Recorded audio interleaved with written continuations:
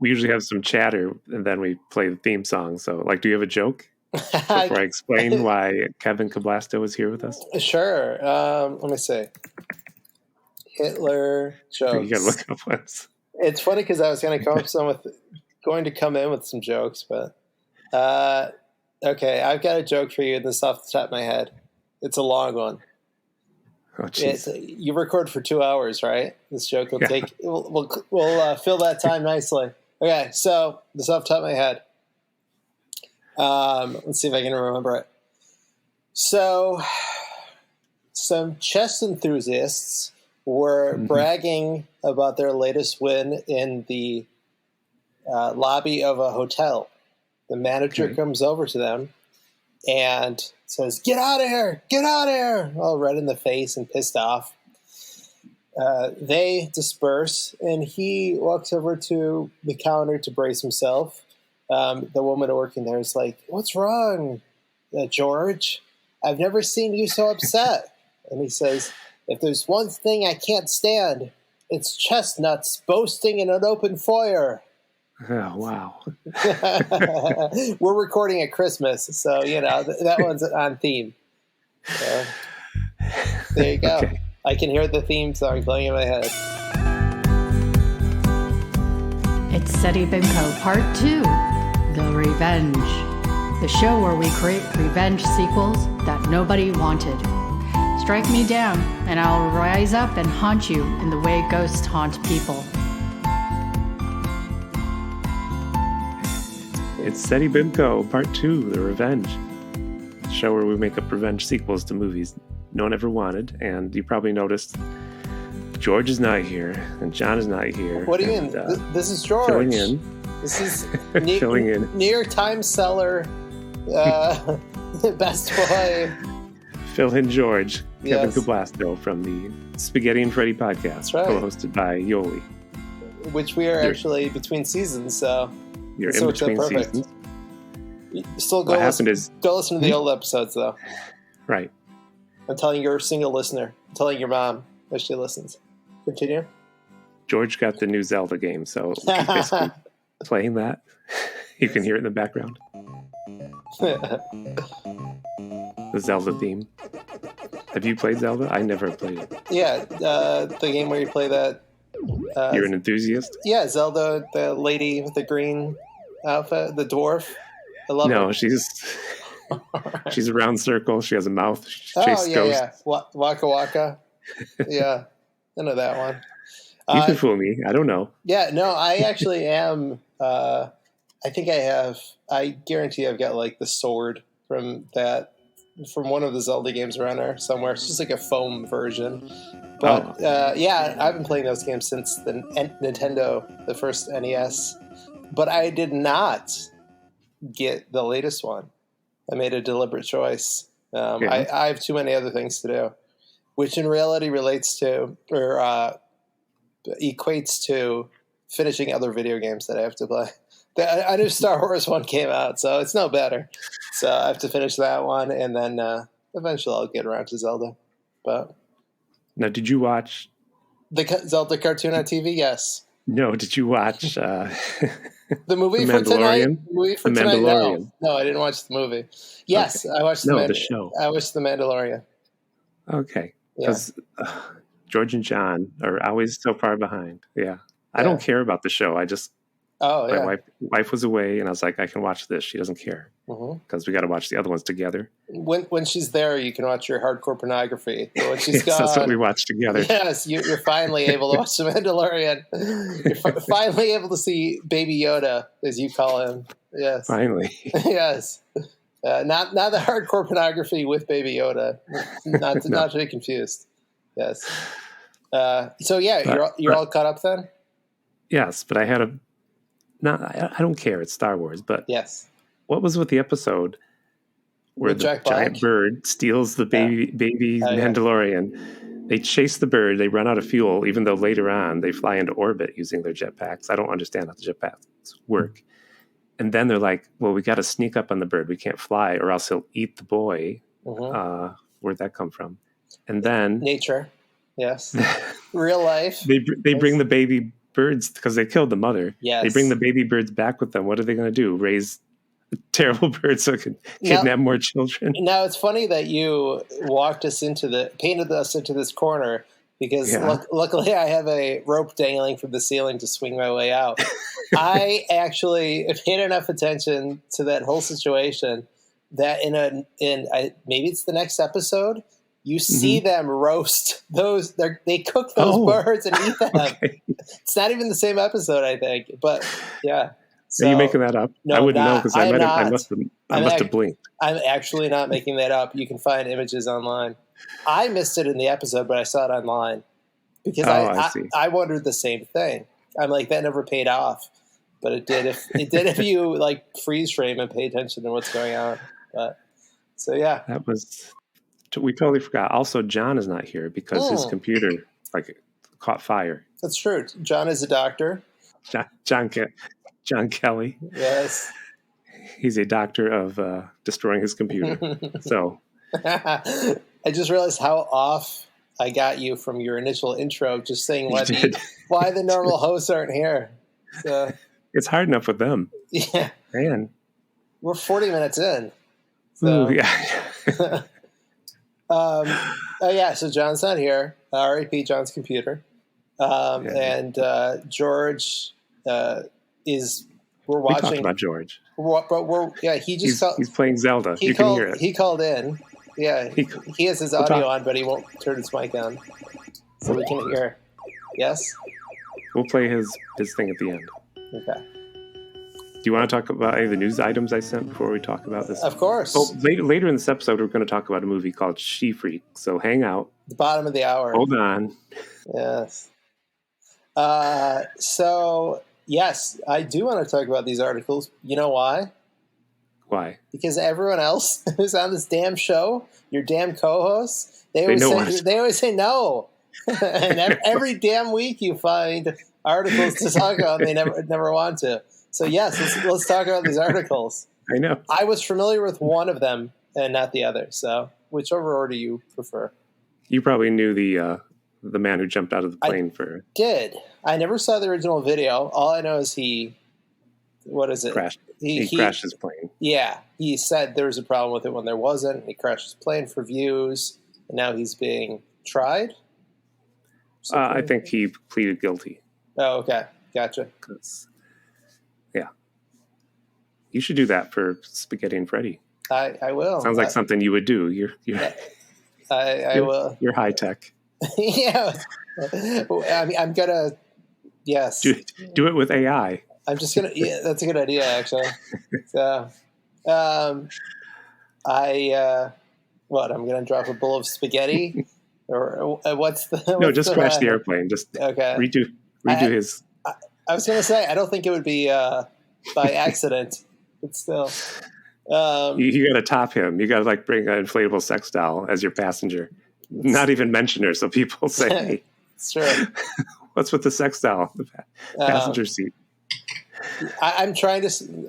all I can think is to go the absolute worst places with this joke. And to avoid you having to edit it out, we'll continue to move on. So, I'm talking no, I can't have on record the joke I wanted to make. So let's continue. All right. Oh, I can do this one.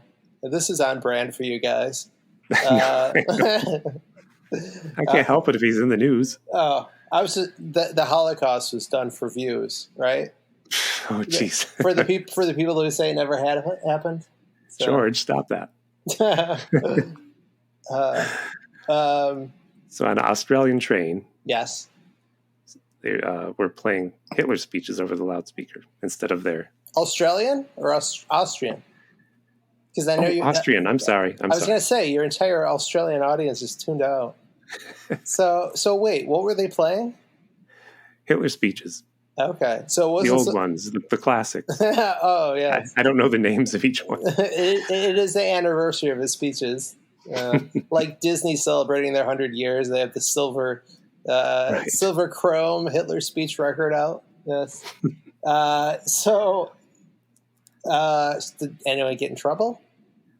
I think they were caught. The I checked up on this story. Or were people like, who is this two kids? Two kids have been doing it on a lot of trains. Oh. Damn kids.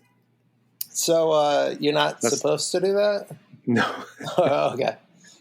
Gotcha. It's like that guy in the subway here there was one train in the subway here in the city where a guy would actually tell jokes during the ride. And I liked it, but I haven't heard him in a while. I think he probably got in trouble. Okay. There's always some whiny person.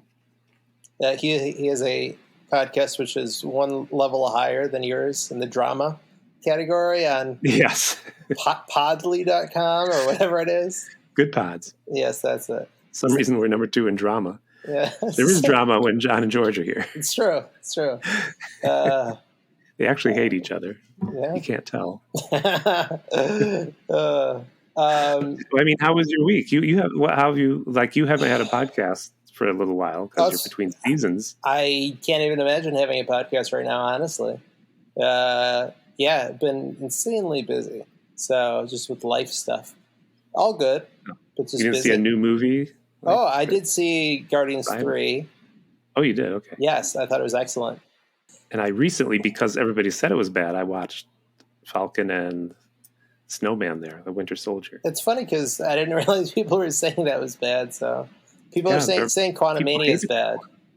What was the last movie that I really liked? It was I'm going to say it wrong. Irish movie. The Irishman? The Irishman of Irinish. Oh, yeah. I'm saying it wrong. You're talking about, what's his name and that other guy? Colin Farrell and Mad-Eye Moody from Harry Potter. I really enjoyed that movie. Yeah, I need to see that still. Oh, you didn't see it? All right. No, that should be high on my list, but I'm too busy watching freaking She-Freak and Marvel movies and garbage. This is one movie for one podcast. Yeah. She-Freak. That's a good segue, right? Yeah. Was that the name? I always get the names wrong. I'm only on when the word "she" is in the title. The last time I was on, it was like She Devils or. I hope you watched the right movie. Yeah, I watched Todd Browning's Freaks. You know what I didn't do? I didn't write down the synopsis, but I can probably tell you. Yeah, I think you could in a sentence. This movie, it's about a waitress who dreams of a better life in the carnival, only to turn out to be a prick, and she gets her comeuppance. Yeah, there you go. There you go. Forgot to write that down. She-Freak, 1967, unofficial remake of Freaks.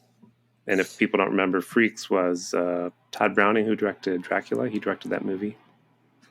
And it contained real freaks because that's something I wanted to talk about. The original movie had Pinhead, and if you've ever seen was he the Worm Man or the Snake Man? He had no arms and legs. It had people like that. So it's kind of some people consider it a bit controversial, since some of the people in that movie obviously had no way of knowing they were even in a movie because they weren't mentally all with it.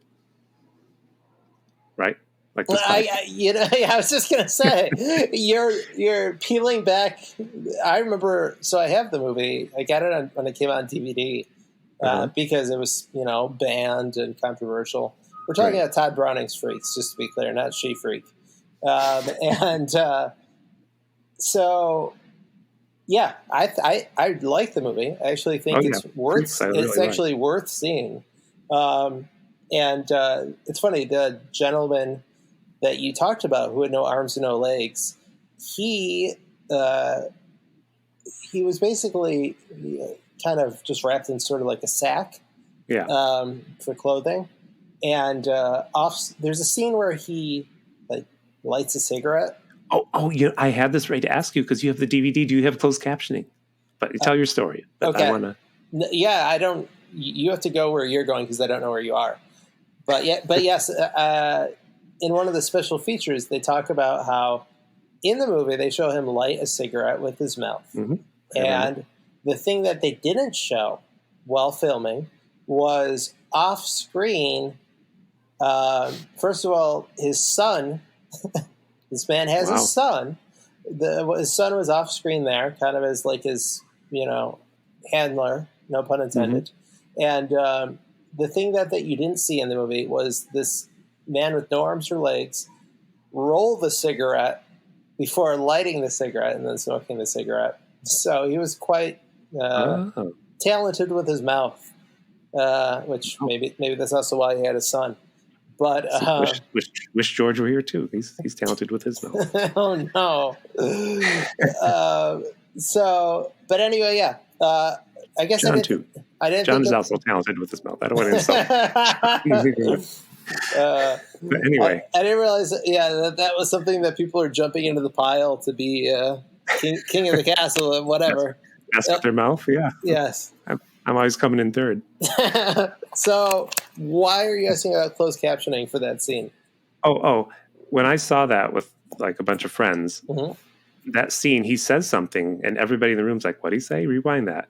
And we watched it again. We're like, I don't know what he's saying. And I was hoping you had closed captioning. So today I'd finally know what he says in that scene. I'll pull out the disc and let you know after. Keep us in suspense. It should be in my shelf here. Is this your way of getting asked back next week? You won't tell us unless you're on the show. Now, you're a little bit older than I am, by like, I don't know, 60 years. 60. But did you ever see the movie The Neverending Story? I never did. Okay. So I didn't want to get... Anyway. You didn't want to get... Yes? Stuck in the theater forever. I mean, exactly. It's if you're going to be in a desert island, it's the only movie you need. So there's a dramatic scene at the end. And that one I didn't see in the theater, the first one. But a kid yells something into a storm. So it's thunder and lightning, and you're not really meant to hear what they say, and they never clarify it later. But as soon as I finally got it on Blu-ray or DVD, you're gonna figure that shit. I put the closed captioning on, and I'm like, are you freaking kidding me? Like that's what they said after all these years. So it's supposed to be someone's name. Their character just screamed the name of their mother, which is also the name of this princess. And they scream Moonchild. And I'm like, what the fuck? I'm like, hippie parents? So after all these years, it was... Do you think someone knew after all these years? Yeah. They just made something up? Like No. I mean, it matches the character's lips. And now that you know what it is, it makes sense. Well, as much sense as it could.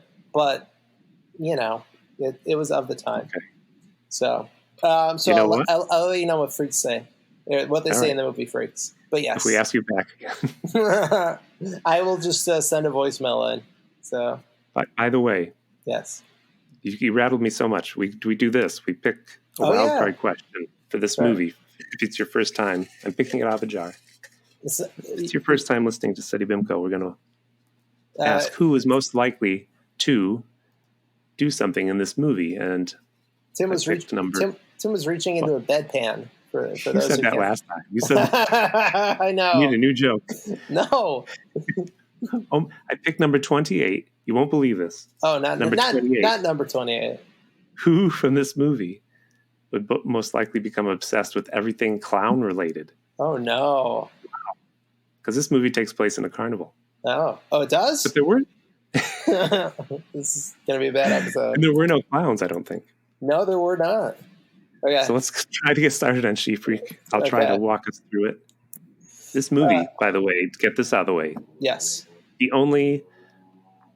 I'll get to the plot, but Felix Silla is in this. He's a little person. Is that the correct term? Yes, I believe so. I don't think he played Cousin It in the... Suddenly we care about offending people. He was Cousin It in Addams Family from the 60s. He was, as Kevin saw, a flying Ewok. Yes. Which had an action figure. Yeah. Yes. He was a stunt guy for E.T., I read. Mm. He was in The Brood. He played the Emperor Penguin in Batman Returns. And he was Meathead in the Meatballs 2, which we watched on Study Bimco. Sorry, George is not here. Did you ever see Meatballs 2 with the little alien? I grew up on it, actually. Yeah. And I know you're reading from a list, but he played an Emperor Penguin in Batman Returns. Oh, because the penguin had a bunch of emperor penguins. So it wasn't a character. It's just a type of penguin. I haven't seen that movie since. I just didn't want the anger letters coming in. He also played a child gorilla in Planet of the Apes. Oh, which one? Which one? The one named Stan. Remember Stan? No, baby gorilla? Not which ape, which movie? There's many Planet of the Apes movies. It just says Planet of the Apes. So I assume the first. So the first one, the original. I guess. Interesting. I didn't do that much research. So you are not. But he was named Stan the gorilla. So you are not an elite gamer like myself and George. So, no. But in The Sims 2, Felix also did the voice of Mortimer Goth, which for anyone who has played the Sims games, the Goth family is a notable family.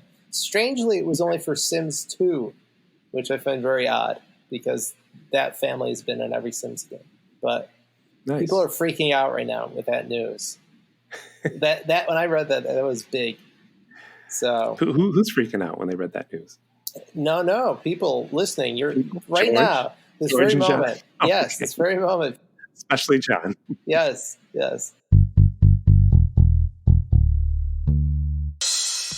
Yes, this movie was filmed in California and Florida, I guess. Mm-hmm. And there's a law against using actual. I hate to use the term freaks, but right. I'll use it just because it is the term they use. But yeah, there's a law against using actual disadvantaged people. There we go, or handicapped people. And whatever way I say it, I feel like I'm insulting someone. But there's a law against it, and so. That just sets you up for. If I knew that going into this movie, my expectations would have been managed. Because there's all these. Early on in the film, as a man, he's like, "Hey, where's the freaks?" And this Carney says, "That's against the law now. You go over that tent and watch the lady dance around in her underpants." Which that was fine, but that was my favorite scene of the movie. But I did like the opening. If I can get back, just. Yeah, I'm actually going to go back to the beginning. We're not going to go scene by scene. My notes are. You're like George. He's like, okay, let's talk about the end of the movie. So I can get out of No. So there's the American Genre Film Archive. I recognize their logo, but I don't know them for anything. It's not like I know who Criterion is. That's it. Yeah. But I guess they were involved. So we watched this on Tubi, and at least I did. I believe you did. And also Something Weird was another brand that was distributing a bunch of these films. And I believe they got all of their library, republished them. It looked beautiful. Something Weird, huh? Yes, Something Weird. We should say their name, Something Weird. Because there's that other podcast trying to get Tubi, so we're going to try for Something Weird. Yes, we're going to get... as a sponsor. AGFA and Something Weird. Well, I believe AGFA bought all of Something Weird's licenses, so that's what we want to go for. But yeah, so I saw their logo at the beginning. I thought it was really interestingly designed. So I'm like, what the hell? What the hell is Something Weird? And then I wasn't paying attention for the entire film. The film stock looked nice. Yeah, it was good restoration. Second only to the restoration of She-Devils on Wheels. Oh God. Yeah, no, we didn't see the restoration. We saw the crappy... Oh, we didn't? Okay. No. I found out after that there was a restoration, but... Why'd they restore this? I don't know. There's people that love this film, apparently. I love the opening where we saw all the rides, all the kids on the rides, and I noticed one thing. I don't know if you noticed it. There was some poor kid who was at the carnival, and his parents made him wear a nice shirt and a tie. Whoa. No, I did not. I was like, come on. You go to the carnival. You wear your T-shirt. Maybe shorts. It was like, if you go to church, we can go to the carnival afterward. or if you go to Uncle Lou's funeral, then we can go to the carnival afterward. So, it was Uncle Lou's last wish that you go to the carnival after his funeral. He died at the carnival, coincidentally. So,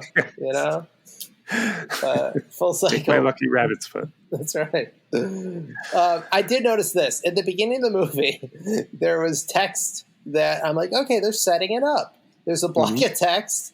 And then I'm like, okay, are they going to transition to the next bit? And then it does a very quick scroll to the point of where I could tell there was information in there, and I couldn't read a damn thing. And then you didn't back it up? No, it gets to the very end and then stops again. It's like, a wall of text, and I'm like, there's no way in hell a person can read that. I think it was something covering their ass, saying like, "Hey, we're not making fun of any real people," and blah blah blah. Right. But regardless, it seems you read it when Star Wars did it. Yeah, that's what I was thinking. So anyway, and also all the carnies were just like blowing smoke into the kids' faces when they were helping them on the rides. I don't know if you. I missed that too. This movie though is basically carnival porn, and I'm not talking dancing ladies. I mean, I think they shot it. I'm 99% sure they shot it. Nothing was stock, and we saw them set it up and take it down 3 times. That's what you're trying to tell me? Yes. I mean, I've never seen it in a movie before. For better or for worse, I can say I've never seen anyone do that. How the bumper car track goes together. I never saw that. Exactly. I never have. So, listen, if you want to find that out, this is the movie for you. There's also a dude swallowing swords that looks like Jeff Daniels. And I believe they use the same footage of him swallowing the swords multiple times. So, they also had an old woman with a snake, who I think Sheila and Goliath, I believe, is how they were advertised. Yeah. She goes to... the snake. Well, that's the thing. We go from a sword swallower to her with the snake, and then she goes to put it by her mouth, and I'm like, oh, no. I thought that too, yeah. She's going to swallow the snake, but no. She, wraps her lips around its entire head to give it a kiss. Who kisses a snake like that? So, different time, I guess, And when I go to see Burlesque, George's partners in there, the last time there was a lady who swallowed a sword, and it's very uncomfortable to see in person. It makes you gag. Whether it's a trick, I don't know, but No, I don't believe it is. She put 3 of them down there, and I was like, oof. So wait, George's partner is a sword swallower? No, it's someone else that in the act. Is George's partner, because that's the term we're using currently, in the burlesque show? Sorry, I almost said sideshow. She produces also with Rex. You remember Rex? Who was yeah. The only burlesque show I've ever seen was Dita Von Teese's, and it was fantastic. It was in in Boston. I got to call George. Just Google Dita Von Teese, and she was married to Marilyn Manson for a while. Oh, really? Yeah, right. She's a very well-spoken woman. You should listen to interviews with her. Really good show. And the MC of the host, Murray Hill. Can't believe I have that name on the tip of my tongue. Murray Hill. Murray Hill. I believe is now on some show on HBO or Hulu or something. So good job, Murray. Murray is very entertaining, but really good show. So let me try to get through the beginning of this movie. Yeah, I mean, there's not a ton here. Our waitress, Jude. Yes. She works in a greasy diner. Sorry. And is it Jude or Jade? Oh, Jade. Okay. I wrote Jade. Why did I say Jude? Because you're thinking of Beatles. I am. Yes. She works for a guy whose name I couldn't find. Do we hear his name? He's a cook. Barf.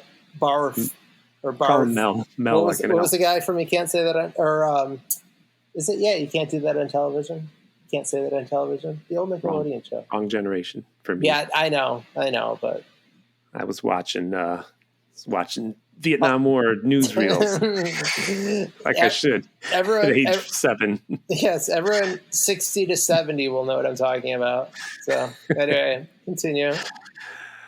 So she's a waitress and pretty much hates her job, and the boss is hitting on her because his wife's out of town, and she stands in the doorway and has a dress you can see through for some reason with I did sunlight. Notice that.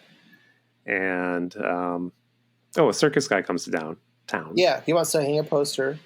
And did you see how badly Mel, the cook, can hang a poster? No, I didn't see him actually hang the poster. He just took 2 big pieces of tape, put one half over the top of the poster, half over the bottom, like a 12-year-old with his Van Halen poster or something. I noticed it. So she's all like, the carnival sounds like a much better job than working at this diner. guess. Well, she didn't even phrase it in that way. She's just like, Carnival, is there a job? Do you have any jobs there? Yeah, her motivation is not well defined. No. So, but to be fair, the guy did say, like, why would you want to work in a Carnival? Oh, yeah, he tries to talk her out of it. Yeah, which is good, at least. And Mel just, he kicks her out. He's all upset because she would dare to leave this job. Anyway, we never see him again, Mel, at the beginning. He's got kind of a big part, but... Yeah. My favorite character. Yes. Did this bug you that on his wall behind him, prominently shown, were these letters and numbers that were a mystery? Oh, I know what they meant. YCHJCY. Oh, what they mean? There were the. I don't know. I got to point this out. I don't know if you refer to them as the Illuminati or. Yeah. You know, see, this plays into my revenge. Yeah. Yeah. Okay. You did the same thing. I'll just leave it be then. Okay. So. But they were displayed largely by his head. So anyway. By the way, that burger, there was a lot of emphasis over how good the burger was that he made. Grilled cheese it was. So yeah, here's the thing. I felt like he ordered one thing and they gave him something entirely else. Something entirely different. No, he did order grilled cheese. Okay. And a piece of pie and coffee. Okay, that's what it was. Okay. Ate a few bites of each. I guess I don't know the diner speak. So yeah. Okay. So we're out of the diner. Let's get out of the diner, and what happens? She goes to the circus and gets a job. Because that man told her who to ask. Yeah, and she basically has the same job, but she's at a circus. I was like, I thought you were going to do something better. Well, that comes up, and someone asks her. There's a woman who's Moon Mullins. Yeah, I guess. Yeah, so a famous customer there, and she basically does say like the people are nicer at this job, even if it is the same job. So they address it. Except that then Blackie shows up, and he's like, That's "Hey, right. I'm trying to order food here. Stop with your girl talk." Who's a square-jawed, white kind of greaser guy. Yep, black T-shirt. Yep, and black hair. Oh wait. This movie's color. I'm seeing this movie. Am I a dog? I was envisioning this movie in black and white. I've been thinking about Freaks too much, the original. So, yes, we meet Blackie. He's kind of a jerk. And her friend is Pat Moon Mullins, named after the comic book character. She makes a girlfriend, because the girlfriend's like, you can stay in my hotel. I don't know where she was going to sleep. Yeah, all of this, the timeline of this movie makes no sense. Yeah. That's our only little bit of... I thought there was going to be more of it, to be honest, but her friend takes a bath, and that's just a little bit of, there's a nude lady there. But they didn't actually show anything. No. I thought I expected this movie to be more sleazy like that, but it wasn't. Oh, well, yeah. The creators were known for the, Nudie Cutie films. He went on to do that after this? Oh, that was after this. Okay. The writer went on to make more porny movies. Yeah. He never shot real intercourse, so that was his line. He's like, I'm going to do sex flicks, but not the real thing. Yeah, this one had no nudity. A woman in her big stripping dance show goes down to her underwear. It's like a bikini, a bikini, if you will. Continue. So Jade walks around and she gets a ride on the Ferris wheel and flirts with Blackie. Is this before she meets Steve St. John? Yes. Okay.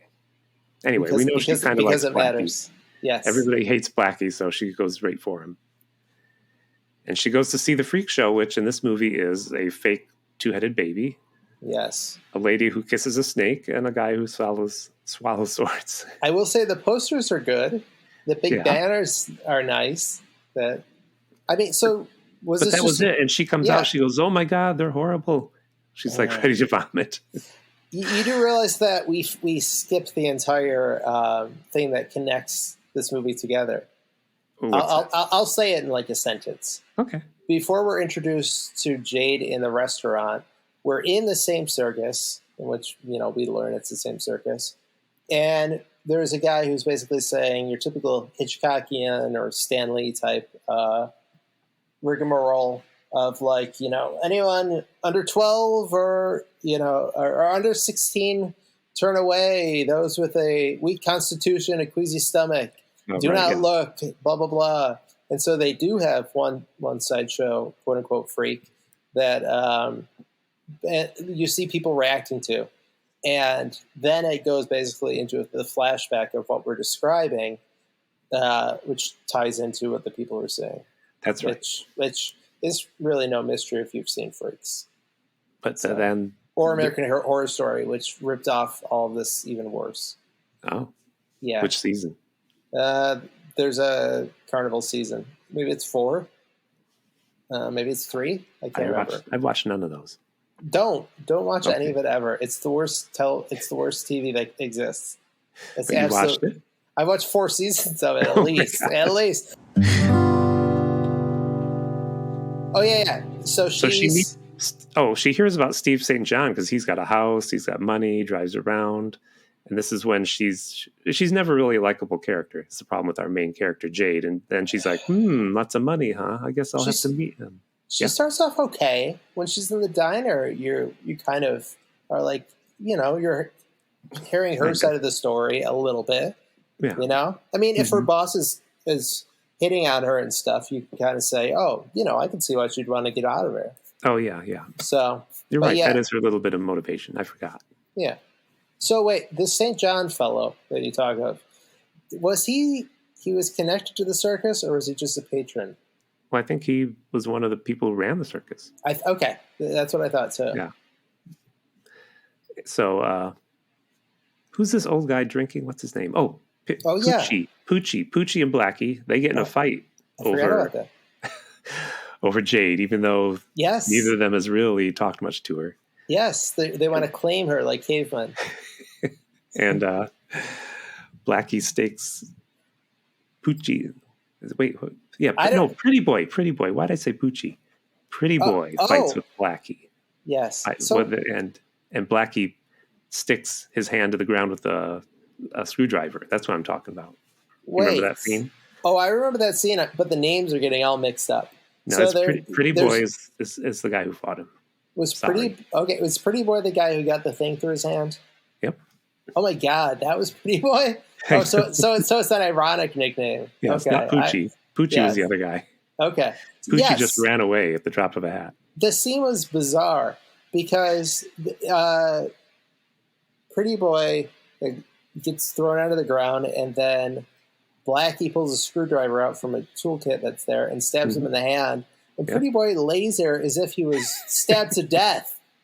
Well, I'm sure it hurt. It's half a stigmata. That's right. It went through his hand entirely, as they did show. I was a little surprised. But yeah, I thought he was dead. I had to rewind it because I thought he accidentally got impaled on something. So at this point, I put on closed captions, by the way, because there's a few people in this film I couldn't understand what they were saying. I did not. I probably should have, which is why I'm so confused on naming. So Jade meets Steve St. John, and they meet the mysterious Madame Olga, who reads Jade's future. And of course, it's very ominous. It stops and starts again and goes on forever. And Jade's like, of course, I'm going to marry Stephen St. John or whatever. Oh. Yeah. I do have to bring up the fact that when Jade met the stripping lady, Moon, is that her name? Moon Mullins. Yeah, Moon Mullins. Comic character. Come on. Moon Mullins? Listen, I know comics. He was in the X-Men, way back. No, I need to look. I need to see who Moon Mullins is. In the X-Men, you're the worst. This is like Gasoline Alley comparable. No, okay. Anyway, moving on. What about them? What about them meeting? Listen, Moon Mullins would be a Stan Lee character, though. Yes. But so Moon was talking. I understood Moon perfectly. We were just talking about closed captioning, but I mean, I understood what she was saying. Yeah. And then Jade was all confused, and she's like, "Oh, you'll understand what we're talking about eventually once you're circus folk." But what she was saying, Yeah, Jade could not get any slang. Did you notice that? Yes. They asked her, so how long you been with us? She's like, what? Exactly. How long you been with us? Like, how is that slang? How is that something that's normal dialogue? So, I know. It was infuriating. So, but then I started to question myself, and I'm like, do I hang out with circus folk? Yeah. Do the way I speak, is it not normal? Yeah. So it's not normal, but. Well, there's that. Because you sound like George O'Connor. It's true. Very abnormal. So tell the police. We see them pack up the circus again. Yes. See them how they tighten tension wires, how they put the seats on the Ferris wheel. That was interesting. How easy it was to attach and detach them. I was like, wow. Yes. Slightly alarming. So I think Jade is dating Stephen St. John. Yes. And she's still interested in Blackie. Mm-hmm. And for some reason goes to Blackie's private little truck with a mattress on the floor. Wait, how did you know it was his? Was it his name spray painted on the wall? His name spray painted on the wall. Yes. This is where we know she's no good, because who would go into that place? Also, she slaps him. Yeah, and he slaps her. Slaps her back. And it's very dramatic. But this movie has a lot of slapping in it. Yeah, I wrote that down. Yes. At least 5 slaps. I wrote more slapping. Yes. I'm not going to read it. It's a joke. Yeah, come on. It's not. You can edit it out. This is the 60s. Okay. More slapping than a fishing contest. What's that mean? I don't know. What the hell? I was up late last night. I was going to say. But it's very romantic in the 60s, and so they... Was it? They lay down. I'm just telling you, it was a different time. They slapped each other. Listen. And then they start kissing. Shorty gets slapped as well. Was that romantic? Shorty. Oh, that's right. Yeah, they unfortunately call the little... They call... Yes. Hold on, the actors. Person. Yeah, Felix. They have no creativity. They have like Shorty. Yeah, that's your name. You're Short. Have Shorty. So. Which, listen, it seems realistic. For that carnival, yeah. Yeah, exactly. I'm not expecting them to be creative. He was named Hot Stuff. The guy that you mean Shortstop? What are you trying to say? Yeah, he was Shortstop, and then there was a guy that breathed fire named Hot Stuff. Everyone was named after classic comic book characters. So, anyway. So, yeah. Oh, in real life, Blackie was an airline pilot. Is that true? Yeah, I didn't read true. his... Okay. I didn't read his anything. I watched a video that talked about this a little. And yeah. Oh, really? Yeah. So, anyway, yeah. Yes. Blackie's got a cool pad.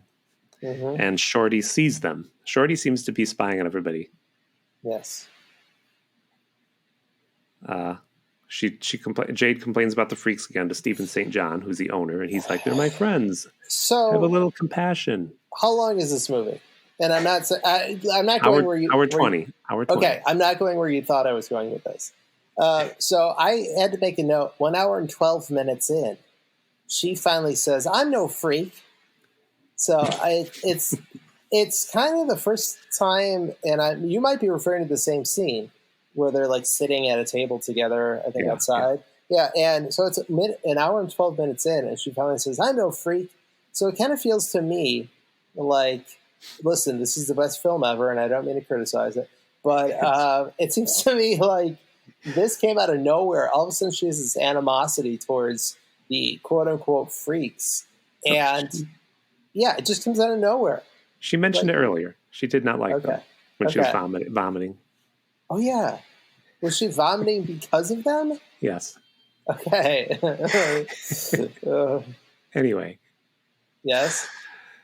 I mean, yeah, she did mention it once, but at this time, she's like, she really hates them. Yeah, 8 minutes before the end of the film. She all of a sudden has this undying hatred for all of them. So, yes. So you've heard this show a few times. You've listened to our show? Yes. I often have a little Wait, something I do. That was the wrong tone. I mean, yes. Yes. I wrote some ways that this carnival...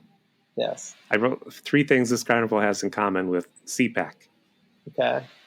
I don't know what the hell CPAC is. You do too. No, I'm gonna Google it. What's that? Steve Bannon will be there. Oh, okay. Yeah, I'm not a political person. You're not a political person? You're going to hate this. You're going to hate this. I mean, I don't like people who are horrible. So, Conservative Political Action Conference. Okay, so it's a bunch of Republicans then. Yes, the serious joke. If you've ever seen any films from it, it is kind of a freak show. Oh, okay. They had a golden statue of Trump and the like, but you can look that up. Okay. You know I never will. Continue. So wait. Three things that CPAC has in common with this carnival. There you go. I was going to say do the setup again. Or with any carnival. For some reason, the orgy tent at CPAC also has the name Blackie spray painted on the wall. It's nice you're laughing because they don't laugh at me anymore. George and John. I knew you. I was going to say I knew you'd be telling terrible jokes, and I was planning on doing a very sarcastic laugh, but that was an actual authentic one. Okay, continue. The dog boy at the carnival often escaped his cage and ran loose in the crowds, and likewise at CPAC, Eric Trump often escaped his bed restraints and humped people's legs. And the last one, the Carnival Handbook has a list of doctors to see if you've slept with Blackie. And the CPAC Handbook has a list of doctors to see if Eric Trump has humped your leg. Ba-dum-pump. There you go. That's good. All right. I insert laughter there. Good job, Tim. You see, George is still playing Zelda. Not even laughing at my jokes. No, he looks upset. So. I won't get in trouble for using Zelda music, right? Like through the whole thing. Nintendo's actually incredibly litigious. So just change one note, you'll be fine. So the third time we see them set up the circus.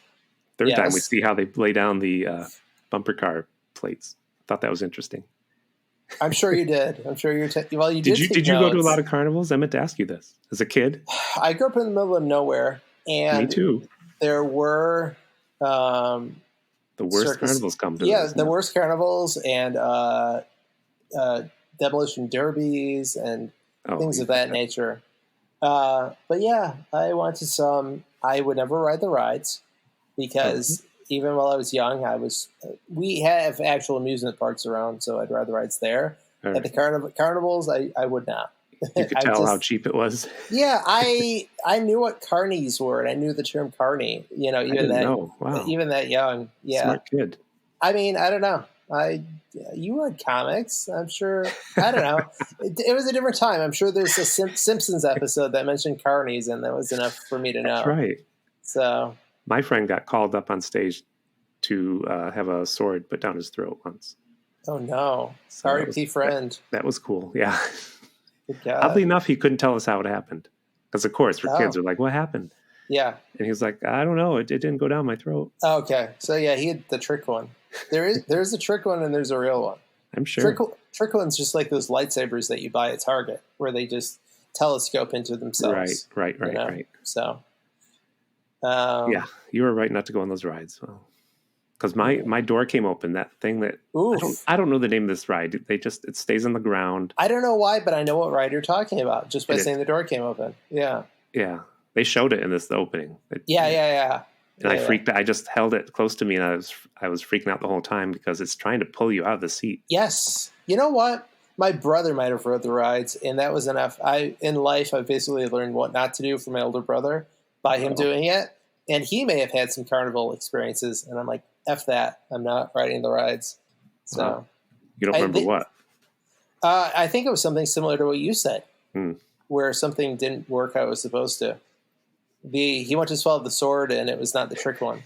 It was the snake. The snake. They mixed up the snake with the sword. So, so yeah, there's like minutes of this movie left. But yes. Did we get it all? She falls in love with St. John. Yes, there's nothing to this. And she sleeps with Blackie twice, I think again. And Shorty sees her doing this, and she's like, I know you watched me, so she hates Shorty. Yes. 90% of this, I really appreciate the effort that you putting in building up this ending. I really do. But 90% of this film is them taking apart rides, and not taking apart, just putting together. Both. Yeah, well, they reversed the footage. You didn't wonder why everyone was walking backwards. So, but yeah, it's a lot of that, and her hating people. Yeah, which I didn't feel like was a natural progression. I felt like a character all of a sudden turned on a dime and was. They realized very quickly, she's the villain of the film. Well, because we're skipping a bit at the end. Shorty tells Steve St. John what's happening. He slaps him. Yes. And he fights Blackie, and Blackie pulls a knife and kills Steve-O. I want to say Steve-O. Steve St. John. You can call him Steve-O. You're close. Steve-O and Poochie. Yeah. And so late after that, they're at the lawyer's office, and I guess Jade owns the circus now, and she's pretending to be sad, and everybody hates her. So she's suddenly the villain. She's like, "You do what I say." And I believe Moon says, "I'm glad Steve never knew what a real Larry Broad you were." Yeah, what was that? Do you know what a Larry Broad is? No, but they finally inserted some actual speech that, feels like lingo that they'd use that I didn't know. So I wrote it down. I wish John was here. He knows what a Larry Broad is. I guarantee he does. So, yeah, Larry Broads were typically... My mother had... If you know what a Larry Broad is, write the show. Let's see. At Sunny Bimco. Larry Bird. We want callers. Larry Bird. That's what she was trying to say. That's what came up. That's what she meant. You're a Larry Bird. Yes. Good at basketball. Yeah. Yes. Yeah. So she becomes unbearable. She's like the terrible boss suddenly, and all these freaks we never saw the whole movie come out of the dark. She goes to get into her car. It's at night, and we see Shorty. Very clunkily. Oh yeah, he's in the car, right? Yeah, he's in the car, and it feels like it's the first time they're filming the scene, and they're just like, Ed Wood stepped in to film the scene, and he's just like, that's perfect. Yeah, he's just kind of like. She shuts the door on him. Yeah, she shuts the door on him. He's not much threat. I believe he has a knife, maybe. Yes, or a screwdriver. Yes. And then all of a sudden, as you said, we see these quote unquote freaks who are not. They're just lit dramatically. They're in makeup. Yeah, they're in makeup. And there's a dog boy. Yes. And one guy has like a knife or something just in his mouth. Basically, they're pirates. So that's what Poochie was a pirate. Yeah. And so they keep showing the same shots of them getting closer and closer. And her acting gets especially terrible when she's supposed to act scared. R.I.P. I believe she passed away 10 years after this movie. Ooh. Surprisingly, yeah. Everyone's dead now. Obviously, they weren't in the same shot in that shot. Yes. Yeah, you think they were? No, they were not. It was just she was on set with Shorty, and that's it. These are people that they filmed, B-roll, like a different director entirely. So she gets. Wait, we don't know what happens, but it just goes back to the beginning of the film where people are looking in this pen at this disgusting freak. Right. What's in that? It's not Eric Trump. I knew that joke would pay off. So what is it? It's the character that we see on the damn cover of the movie. Yes. Because they gave it away at the beginning. Yes. And so it's Jade, and it's, of course, she starts with her beautiful side turn to you, and then she turns to reveal her disgusting, horrid, deformed side, which is really just a lot of makeup and hair and a fake eye. Yeah, but okay, let's get into science. This is a science part of the show. It's just like Two-Face. She's all scarred on one side. Okay, you know what? She's Lady Two-Face. I now have no questions because you compared it to comics, and I'll accept it. Okay, it makes perfect sense. It makes perfect sense. Lady Two-Face. Oh, that must be your revenge story, because I didn't do that one. I just realized it. The end. Yep, and we talked for an hour. It's good. So it steals. It's revenge time. are, wherever you're hiding, I'll find you. I'll get you. Revenge. Revenge. One of us will die. One of us will die. I will not let Cindy take my place. I will have my revenge. Okay, it steals. We just have to say it. It steals the ending from Freaks. Go watch Freaks. Oh yeah. Because the movie of Freaks was good. This movie's horrible. Yeah. So the end. I think there's a third remake of Freaks. Okay. I mean, Freaks is worth remaking if you can do it justice in terms of actually having the plot that was in Freaks. It's a hard plot to do nowadays. Well, I mean, to be fair, American Horror Story did do a lot of the same type of characters with makeup. Yeah. If I'm to give it a feather in its cap for anything, so you can do it fake. Wildcard question. Yeah. We work on these together now. Okay. Because last time you were on the show, I just did yours for you. You remember? No, I don't. I blacked out at that point. So who from this movie would most likely become obsessed with clowns, which is such a coincidence we got that. There were no clowns in this movie. Yeah, not clowns. A single one. But then again, carnivals I don't necessarily associate with clowns. The man circus. Yes. The man they show at the end, I forget it. He's like an actor who appeared in some other things. Oh, we forgot to mention this because of your podcast. Did we forget to mention the actor in this movie who ends up in... You didn't mention it, but you did not mention it, but Clint Eastwood... Is? Yes. What's his name? Is it Bill McKinney? Sure. Yes, Bill McKinney. He was in Clint Eastwood films, and he was in Deliverance. This guy. He was one of the rednecks. He was. He did. In this movie, Bill McKinney was not Blackie, but he was... Man, who was he? He was a guy of not much consequence, really. No, he was not. He was Blackie's friend, is about it. And Isn't that exciting? Yeah, it's so exciting. Exciting fact. One person from this movie went on to do some other things. I was going to say, for the record, it's like we've done some Clint Eastwood films because they're spaghetti westerns. Right. And we did do a film that he directed. But for the most part, we don't delve into just Clint Eastwood. So, yeah. Oh, I know. Yeah.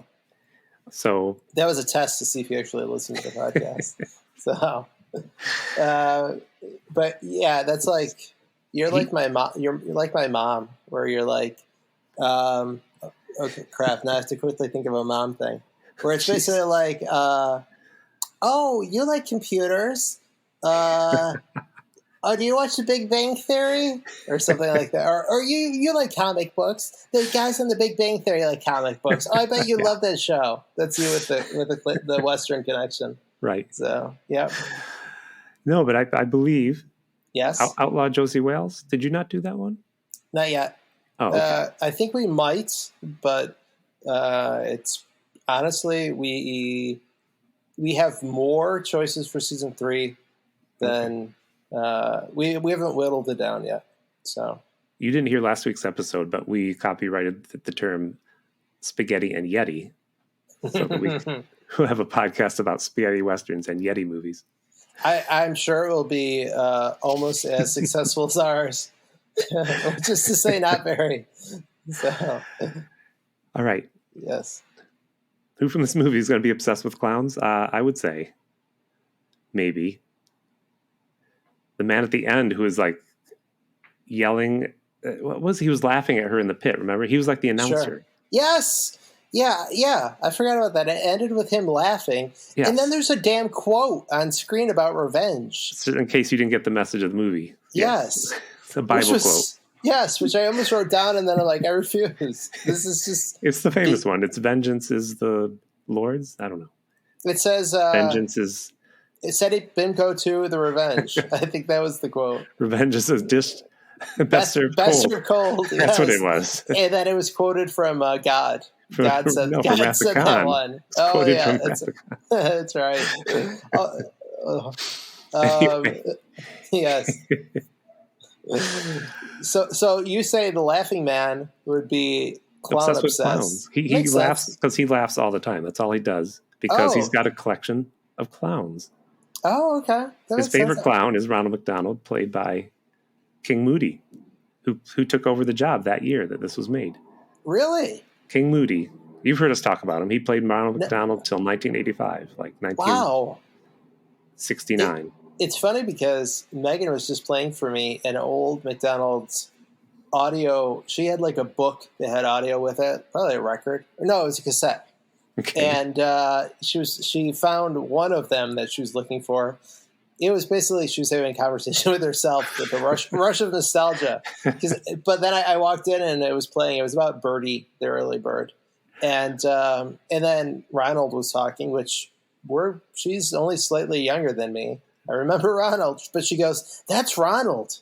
I'm like, I know, and it was just a voice, but still, I'm pretty positive it would have been the same Ronald you were talking about. The years line up. But okay. Yes. What? No questions.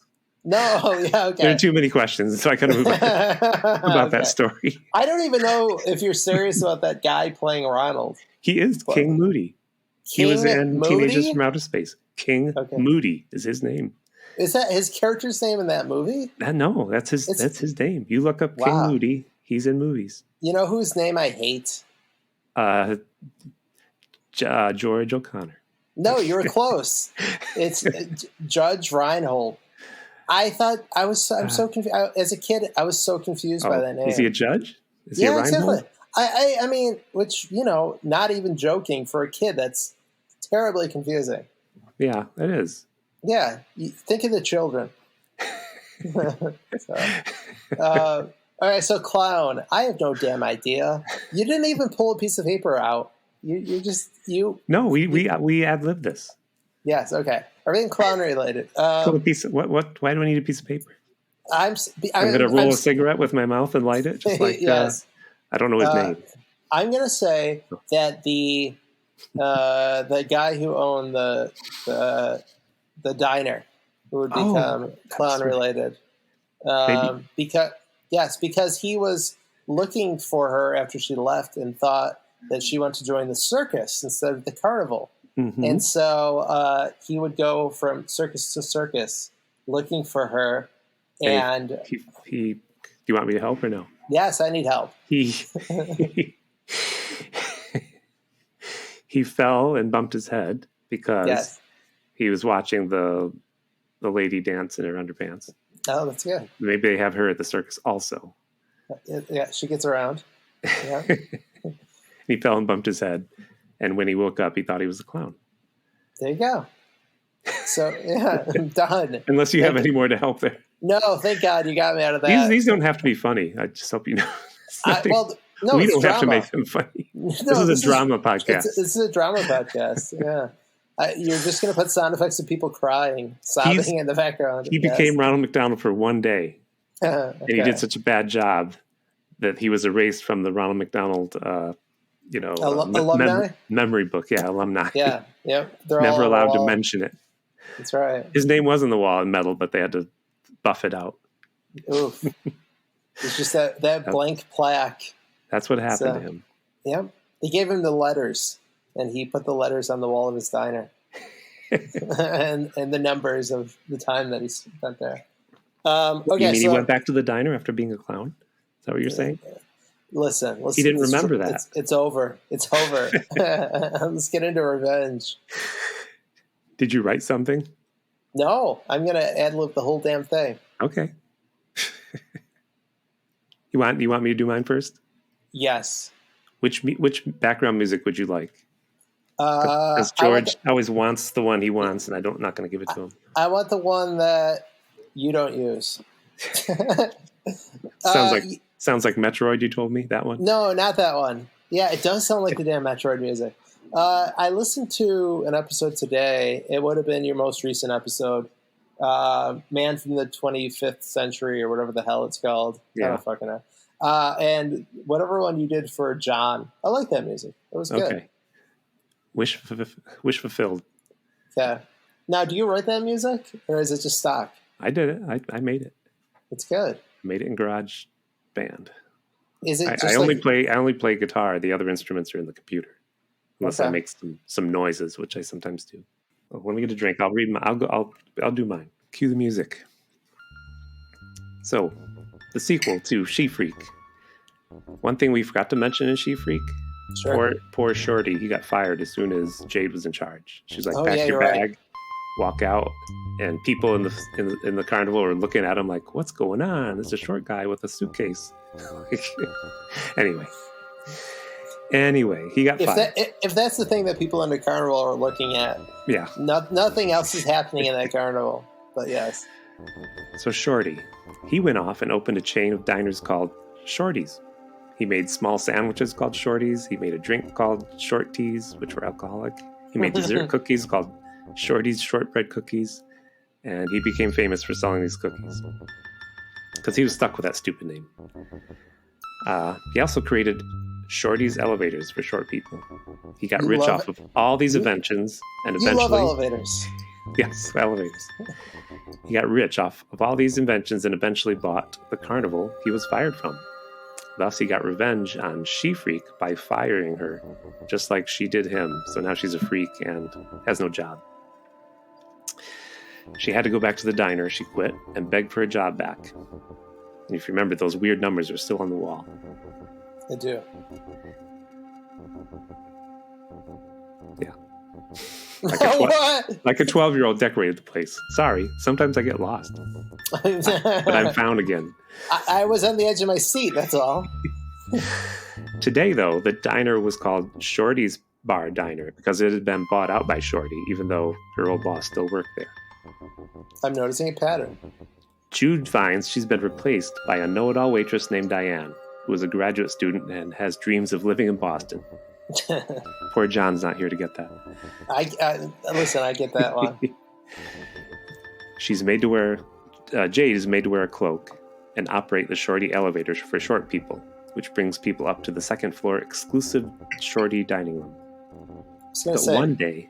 Yes, continue. Jade finds a diary belonging to the cook.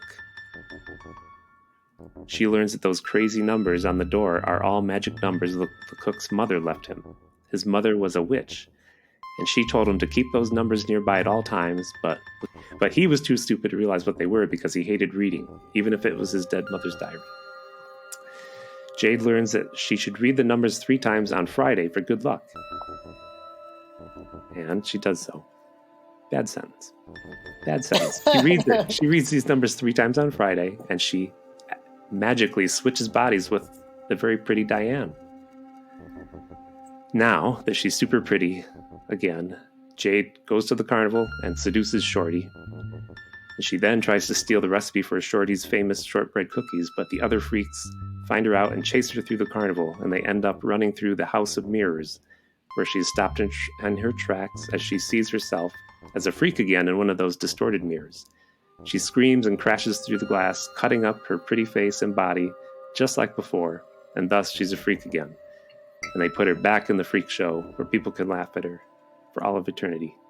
And the name of my revenge sequel is She Freaky Friday, because they switched by. It's pretty good. It's actually a pretty good one. other than the dramatic pauses, which were not intentional. I'll edit them out unless they're good. Yeah, no, it was pretty good. They drive George nuts. I'm sure I'll edit it out then. Is he just like, get on with it, Tim? Yeah, he says that. We just talked about that last week because when he first came on the show, he was like yes-anding and laughing at everything. And like last week, he's like, now he's dead inside? Hurry up. Read about the stupid movie. Shut up with your stupid jokes. It's so good. All right. I'll cue the music for yours. Okay. I'm totally ad-libbing mine. Okay. Earlier, I started to come up with an idea, and I'm like, "Oh, this will be great." Forgot what it was, and now I'm basically starting to. She Two-Face. Yeah, that's where I think I'm gonna have to go. Okay, so, let's see. I'm just gonna steal a story from Batman now about Two-Face. Going total American Horror Story here. Oh, God. Yeah, well, if it's good enough for them to get 18 seasons, let's see. Okay, so my character that gets revenge is yours is Shorty. Yeah. Mine is the she-freak herself, Jade. Okay. So, Jade goes on a rampage around the... so, Jade's freak side Does it flip a coin to see what it's going to do? Yes. Yeah, she's so split that she can't decide what to do anymore. The freak side of her is peaceful. Okay. And the Jade side of her is violent. Mm-hmm. And while they sleep at night, the freak side of her sleeps, and the human side whispers dark secrets to her, driving her insane. And so the freak side realizes that she needs to separate herself from this normal side, quote unquote normal side, so she can live a normal life as a freak with the other freaks. Okay. Does she build a big saw machine in the basement to do this? Is that where we're going? Yes. How did you know I was going to say that next? So she buys a basket. She buys a basket for the freak side to be put in. Oh, I see where you're going now. That's where you're going. Tim, get off my case. Anyway, so good God, this is petering out. Now I see why people write these. You are. Okay, so yeah, she gets a basket. So she successfully separates herself. The freak side has healing powers, so it just closes itself off. The human side withers and dies. But and so yeah, she got revenge on her. Does the basket go to the city to let to become? Yeah, you're just cramming it. I think I'm helping you. That's good. I love Frank Henenlotter, but I can't rip him off. I have too much respect. No, so the freak side survives the surgery long enough to gloat over the human side, but as we all know, gloating is a sin, and in a cruel twist of fate, the freak side realizes that you can't live with only half your organs, right? and so ultimately ends up dying as well. They're both dead. The point is, don't take revenge. There's no good revenge. Whatever I said last episode about revenge. Yay. That was awful. Scientifically inaccurate because yes. Eric Trump can live with half his organs. So that's been proven. He can live with half a brain. Is that what you're getting at? So one testicle. You should have gone down she basket case. That's how I thought you were going. Okay, so yeah, they separate the two. The freak lives in a basket. No. The human side lives in a basket and tries to tempt the freak side into doing things. Gotcha. Yes. Have you seen Basket Case? Yeah. I watched it for that Bat and Spider show. Oh. Back when I had time to watch the movies. That was one of the episodes that drew me into that show because it was a movie that I didn't think anyone else had seen. That and Bad Ronald. Oh, yeah, I never saw that till their show. Bad Ronald is an odd, obscure movie that I was very surprised they covered. So, just like She Devils on Wheels, right? Odd, obscure. Good God. People like these movies, so that's the thing. Like the movie we talked about tonight, people were talking about it, and such a great restoration and this classic, and they saved it. It's like not a very good movie. Where'd you find these comments? YouTube. Oh, okay. I found a video of 4 people talking about it. So you joined in. They very quickly transitioned from talking about the movie to like, what's your favorite ride at the carnival, just to fill time. And I'm like, yeah, that's what I thought. Not much to say about this one, is there? It was John and George, right? There were two of them. Yes. Yep. Bucci was number 3. Yeah, they filmed it within the hour, so clearly not busy. Oh my God, we talked a long time, but we yes. George called in to pick the movie for next week. Okay, let's hear what George has to say. Hey, can everybody hear me? It's you're one of 3 co-hosts of the SETI BIMCO podcast, New York Times bestselling author George O'Connor. I like how he says he is New York Times bestselling author. Like when he's not here, he refers to himself that way. We started that. I wish I could say I was sorry I missed this week, but it was a Tim movie, so I probably dodged a bullet. Yeah, George would have hated this movie, being both the Tim movie and being from the 60s. George doesn't get it yet. We're just here to have fun. Kevin, I think you stepped in to cover me this time. Could you tell me how many long, pointless scenes of interminable people muttering with bad sound quality were there in this latest cinematic masterpiece? He is talking about people muttering, and you did turn the closed captions on, so he's not wrong. I think Tim actually searches these out on purpose. It's part of a weird psychological experiment he's doing to try to break John and I. He may have already destroyed John. I'm not sure.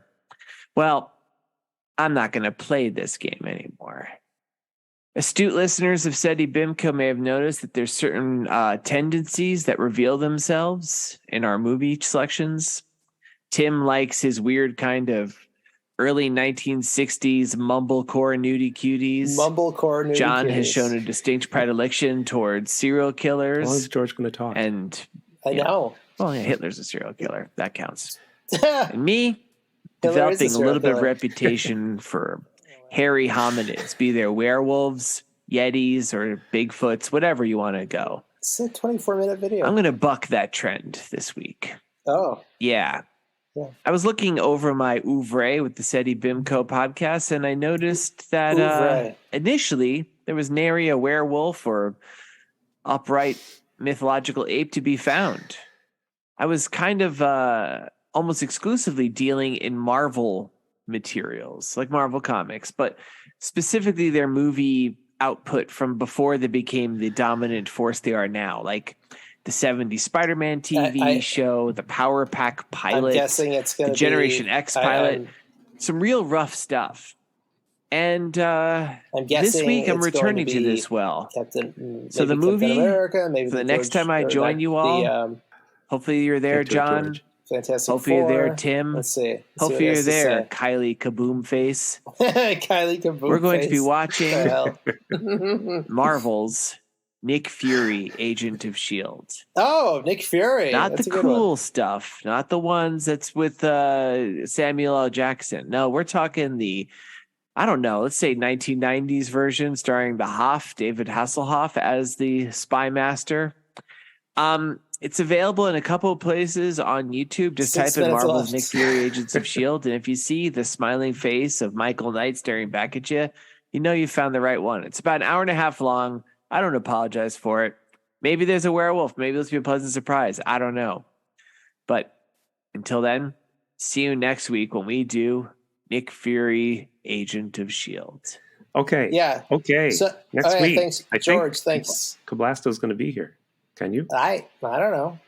I think I'm supposed to spend time with my family, but I think if I tell them that I'm required to be here, it'll be fine. Megan won't hear this for another 2 months, so I think I'm in the clear. Is she in the other room looking for a Ronald McDonald video? She very well could be. Yeah. You're better off not knowing. So, send us a letter, SETI BIMCO, spelled with the E at the end of SETI BIMCO, @gmail.com. We're on Instagram. I'm going to post a picture of that chef with the numbers on Instagram. Yeah, you don't even know your damn handle for Instagram. Well, it's SETI BIMCO, SETI_BIMCO. Okay. You'll find me. Last episode I listened to. We're on Mastodon. You can give us 5 stars anywhere. Good Pods, Apple, YouTube. Goop. You can listen to us anywhere. I checked for letters earlier, but we didn't get any. Don't write letters this week. Next week, write in and tell us. What were they going to tell us? The Larry. What a Larry woman is. Larry girl? No. Larry Broad. I'm glad Steve and I knew what a real Larry Broad you were. Hello, Larry? Yeah. Yes. I'm glad she wasn't a Hello, Larry Broad. You don't know what that is, do you? You lost me on that one. Yeah. It was an actor on MASH, like 2 seasons. He's MASH is super popular. I'm getting my own show. And you've never heard of it. Oh. And he did a spinoff? Gotcha. No, he did a show called Hello, Larry, you never heard of. Yeah. That's my point. And then he did like 3 other shows. Because they all were like, nope, not this one. Oh. Anyway, I don't mean to be mean. He just stuck with MASH for a few more seasons. You just lost your only listener. That was him. I forget his name. He says, I didn't really watch MASH. Goodbye. Hello, Larry. Goodbye, Tim. And on that note, we got to end it. We'll see you next week, I think. You're going to... John just has to take care of some... Like at Christmas, so he had to leave for a month. We're in negotiations with Cablasto to maybe fill in for John this time. Show me the money. All right. Goodbye.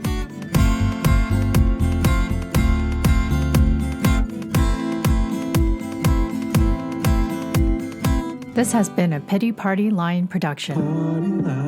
It's good. You know, I thank the Lord every day for season 2, The Revenge, because you had to do new theme music for The Revenge. The quiz time music drove me fucking insane. I hated the quiz music so much, and I kept meaning to tell you, and because that's what friends do. They tell someone when something's garbage.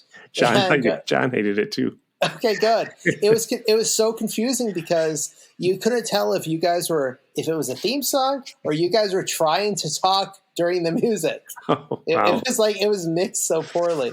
Whereas the Revenge one is much better. Mixed better, okay. Yes, you can tell. What's it was just the mixing, not the song itself. It was the mixing. Or both. Yeah, it could have been everything. But it was maddening. Because I'm like, are they talking? And I'd listen to every episode, and I'd be like, what's the pattern here? And I'm like, I can't remember what they said last time. So, yeah. Interesting. I like that. I like it had that effect. When we get a drink, I'll read my. I'll do my. I'll call it the BIMCO SETI Q&A. Brain twist. Answering quizzes. Theme song. Do you like quizzes, John? I do love quizzes. Brainstorm. I'll call it SETI Q&A. Brain twist. The BIMCO. I love quizzes. Answering the BIMCO. I'll call it theme song. No.